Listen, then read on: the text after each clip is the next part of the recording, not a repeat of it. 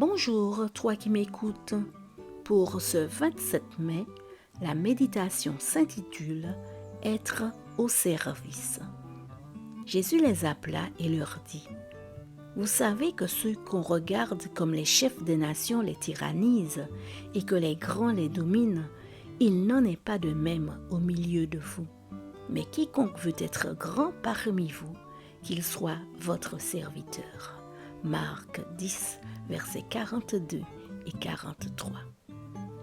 D'autres versions, dans un langage plus moderne, traduisent que ceux qu'on regarde comme les chefs des peuples les commandent comme des maîtres et les gens importants font peser leur pouvoir sur les autres. Parole de vie.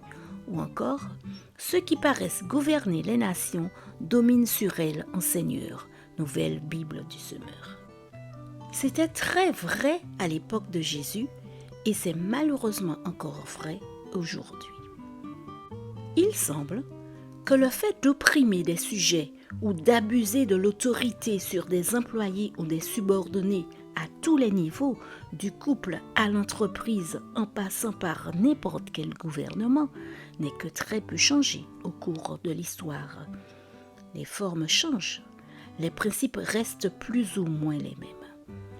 Ceux qui détiennent le pouvoir savent très bien que l'instrument le plus efficace du pouvoir est la peur et que la circonstance la plus favorable pour en tirer parti est la vulnérabilité de ceux qui sont contraints de servir par nécessité. Ceux qui exercent toute forme d'oppression savent que les besoins, qu'ils soient matériels, émotionnels ou spirituels, s'ils sont bien gérés, peuvent rapporter gros. C'est pourquoi, lorsqu'ils veulent atteindre leurs objectifs, ils utilisent la coercition, la force physique, la dictature politique, la pression financière, la torture psychologique ou la peur.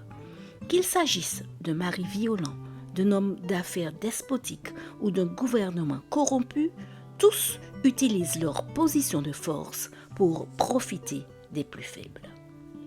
Nous savons que sans la nécessité, de nombreux employés n'accepteraient pas leur salaire de misère. Sans la pression de la peur, certains gouvernements seraient éphémères. Et si elles n'étaient pas si dépendantes, peu de femmes continueraient à endurer les abus d'un agresseur.